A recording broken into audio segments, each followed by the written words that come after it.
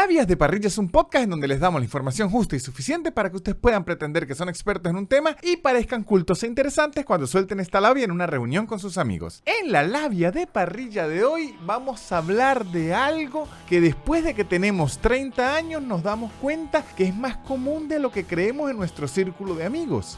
Y no son los dolores en las rodillas, no, es la cocaína. Así es, mis amigos, hoy vamos a hablar de la cocaína o como es su nombre real y científico, benzoilmetilelgonina. Pero tiene muchos nombres más apodos más de cariño. Le dicen perico, falopa, merca, polvo flu, copo de nieve, farla, blancanieves, talco, tirito, vitamina para trabajar, polvo de la nariz y hasta Red Bull sin alas. Digamos que la coca tiene más nombres que Simón Bolívar, que por cierto, para hacer esta labia más interesante, y si se les había olvidado, el nombre completo de Simón Bolívar era Simón José Antonio de la Santísima Trinidad Bolívar Palacios Pontes y Blanco. Me imagino que en el siglo XIX las clases duraban 14 horas, 13 horas pasando la lista y después la maestra, bueno, ya son los 30 niños, ahora 1 hora de clase. En fin, hoy les voy a contar la historia de cómo una inocente planta de Sudamérica se convirtió en el ingrediente principal de todas las fiestas de famosos del mundo y en la cosa más rentable y a la vez más buscada por la policía y los narcos de Estados Unidos y sus fronteras. Pero entonces, como si esto fuese un curso de ser narco, empecemos por lo básico. ¿Qué es la cocaína? La cocaína es una droga psicoactiva que se extrae de la hoja de coca y que mezclada con otros componentes químicos actúa sobre el sistema nervioso central generando diferentes efectos físicos y mentales. Esos componentes químicos que acompañan a la hoja de coca pueden ser muy variados. Entre ellos están analgésicos como la lidocaína o la benzocaína o estimulantes como la cafeína y la efedrina o simplemente sustancias tóxicas como el bicarbonato, gasolina, queroseno y hasta yeso. Wow, esto acaba de ser la receta más rara de Gourmet Channel. Ojo, y pueden ser muchísimos ingredientes más, eso en realidad depende de cada chef y de qué tan buena o mala sea la calidad de la cocaína. Por eso es cuando usted ve una película y dicen, esta es pura, es según la receta que hayan utilizado y con la porquería que la hayan mezclado. Pero digamos que mientras más químicos aparte del alcaloide que ya trae la cocaína tenga, es menor la calidad y por lo tanto más peligrosa. Los efectos también pueden ser muy variados y van desde energía, euforia, excitación, pérdida del apetito, mejora del estado de ánimo, en algunos casos mejora de la concentración y muchas veces ganas de montarse en un yate 5 días oyendo reggaetón y prometerle a una jovencita pagarle la universidad a cambio de favores sexuales. Ese síntoma es común. Pero ahora, diciendo esto, pareciera que yo estoy defendiendo la cocaína y dicen, y que esto es una publicidad de la cocaína. No. También tiene muchos efectos secundarios. La cocaína causa insomnio, ansiedad, problemas de memoria, temblores, paranoia, dependencia. Y estos son nada más los efectos negativos a corto plazo. A largo plazo puede generar depresión, disfunción eréctil, enfermedades de corazón, problemas respiratorios y en algunos casos, cáncer. Además de causar dependencia y adicción y hacer que la gente venda las licuadoras de la casa de la mamá. Eso también es un clásico. Ahora, la cocaína como la conocemos en la actualidad, maligna e ilegal e imprescindible en un concierto del difunto Diomedes Díaz, es relativamente moderna. De hecho, tan moderno que se podría decir que viene de la década de los 70 y los 80. Antes no. Sin embargo, la historia de la cocaína es mucho más antigua y se remonta a las culturas precolombinas de Sudamérica, más específicamente los pueblos originarios de Bolivia, Perú, Argentina y Ecuador. En estas culturas se consumía y se sigue consumiendo la hoja de coca. Y aunque los efectos se podrían considerar bastante similares, cuando se consume la hoja de coca, estos son mucho más leves y causan mucho menos problemas a largo plazo. De hecho, el uso principal de la hoja de coca en todas estas culturas es con fines medicinales, como por ejemplo aliviar un dolor, aumento de energía y ayudar al efecto del mal de altura o mal de páramo, que es una descompensación causada por el poco oxígeno que hay en las altas montañas montañas de los Andes. También la hoja de coca es muy utilizada con fines religiosos, sobre todo para la ceremonia de la Pachamama, que es la forma de decirle a la madre tierra en quechua y en algunos casos en el idioma reggae de Manu Chao. Esas ceremonias se celebran en Perú, Bolivia, Argentina y Ecuador y consisten básicamente en agradecerle a la madre tierra por todo lo que da: alimento, abrigo, cobija y la protección que tiene cada año. Y a cambio ellos le dan una ofrenda de alimentos, bebida como maíz, papas, quinoa, chicha y vino. O sea, le dan ofrendas que ella misma les dio. Es como que, ¿y para qué me dan eso si eso se los di yo a ustedes? Bueno, estas ofrendas se entierran en un hueco en la tierra, las tapan con hojas y luego los chamanes se autoinducen una sobredosis de hoja de coca y así se ponen en contacto con la Pachamama, que me parece muy de mal gusto solo hablarle a la madre tierra drogado. Hay que decirle, pero Dios, háblele un día normal. Aunque realmente creo que si uno quiere hablar con Dios tendría que estar así de drogado, porque es que si no, no logra hablar con él. Uno dice, Dios, ¿me oyes? Y Dios dice, tienes que drogarte más, si no, no te hablo. Aún hoy en día se celebran las ceremonias de la Pachamama aquí en Sudamérica. Y no solo eso, sino que la hoja de coca se sigue consumiendo sin problema. De hecho, yo he ido al norte de Argentina y la venden sin problema. Es más, hoy se consumen productos derivados de la hoja de coca que no son necesariamente la cocaína y que no se consideran ilegales, como por ejemplo el té o el mate de coca.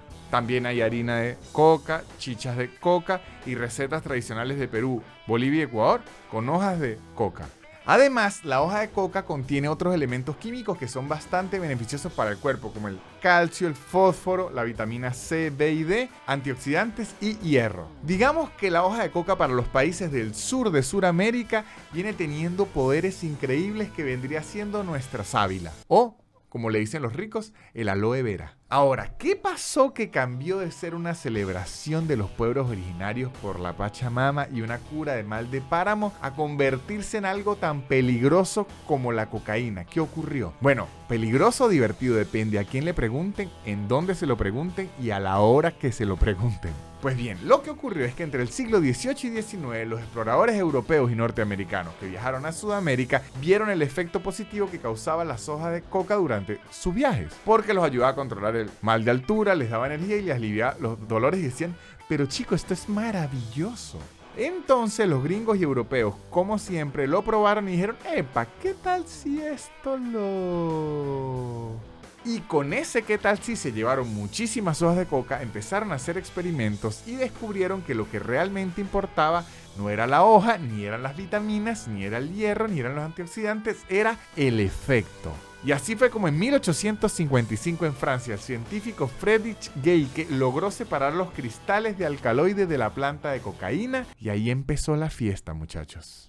En 1858, otro científico alemán, ahora llamado Albert Niemann, bautizó oficialmente el alcaloide separado de la hoja de coca como cocaína. Durante los años siguientes se comenzaron a escribir diversos artículos científicos que hablaban de las buenas propiedades de la coca, derivando de allí a partir medicinas muy novedosas, todas a base de cocaína. Como, por ejemplo, el Vin Mariani, que era un vino con extractos de cocaína creado en Francia y que se vendía como una bebida estimulante que ayudaba al agotamiento. O sea, que ustedes estarán pensando, una medicina, un vino a base de cocaína, ¿pero qué es esto? Pues sí, mis pequeñines, pero hay que recordar que en esa época no se habían inventado ni los antibióticos, ni la penicilina, así que no somos quien para juzgar. Ahí usted se rompió una mano y se moría, así que me hacen el favor y me dan vino con cocaína. O sea, en esa época, si la gente llegaba a 60 años, ya se podía considerar un milagro, así que no jugamos. También se utilizaba la cocaína como anestesia local en los Estados Unidos, en especial para las cirugías dentales, que también en esa época la cirugía dental era que si arrancarle un diente y ya, así que mire, primero, métase esta cocaína y después venga ese diente. Otra medicina que se creó alrededor de la cocaína y los va a dejar impresionados y va a hacer que esta labia sea increíble fue la Coca-Cola. Y bueno, se llama Coca-Cola, no es que un misterio que tenía coca. La Coca-Cola fue creada en 1886 por el farmacéutico estadounidense John Pemberton. Y en sus inicios la Coca-Cola estaba hecha para los dolores de cabeza, la barriga y la fatiga. O sea, literalmente la Coca-Cola era medicinal y un médico se la recomendaba. Decía, no, yo lo veo muy débil, usted necesita una buena Coca-Colita. O sea, los médicos en el siglo XX eran una tía. Ahora, con lo que sabemos hasta este momento, uno dice, pero todo está bien con la cocaína, entonces ¿en qué momento se volvió mala y en qué momento empezó a tener problemas con la ley? ¿Cuándo? Entre los años 1900 y 1914, el consumo de cocaína se hizo muy popular en los sectores más humildes de los Estados Unidos, ya que era el sustituto perfecto del alcohol, sobre todo para la población afroamericana. Que no es que solo eran poblaciones marginadas en los Estados Unidos en esa época, no, sino que en el sur aún eran esclavos. Y como a la gente pobre y a los esclavos nunca nadie los quiere ver feliz, las instituciones morales del sur de los Estados Unidos, en estados como Georgia, empezaron a decir que la cocaína hacía que los negros violaran a mujeres blancas. Imagínense esa locura, que eso solo fue hasta hace un siglo, y uno dice, pero ¿por qué la comunidad afroamericana se queja tanto? Coño, por eso. En este periodo, específicamente en 1902, la Coca-Cola dejó de ponerle cocaína a la fórmula de la bebida, o sea, se volvió aburricola. No, mentira, sino que dejó de ponerle cocaína a la bebida, y de este modo se empezó a estigmatizar la cocaína de la coca. Las empezaron a separar y dijeron la mala, la buena.